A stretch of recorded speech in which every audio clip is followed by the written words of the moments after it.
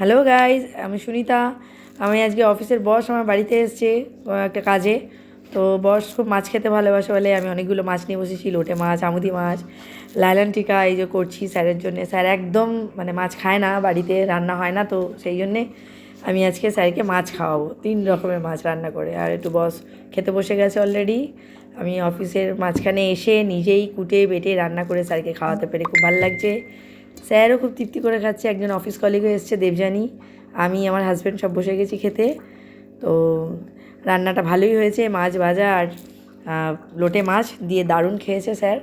আর তার সাথে একটু ছোট্ট বাজার করেছিলাম, যেহেতু বারুইপুর গিয়েছিলাম, সেখান থেকে কিছু চীনামাটির জিনিস কিনে এনেছি। আমার নতুন ঘরে একটু সাজাবো, এগুলো বেশ দেখতে সুন্দর লাগছে। আর এই দেখো, এটা কি সুন্দর একটা ব্যাগ। এটাকে ভাবছি আমি ব্যাগের মধ্যে চামচ, কাঁটা চামচ, ছুরি কাঁচি এগুলো রেখে দেবো, যেগুলো লাগে রান্নাঘরে। তো এইগুলো আমি আজকে শপিং করেছি। এটার মধ্যে নুন রাখবো, হলুদ রাখবো, একটু আলাদা ইউনিক নতুন ঘরে।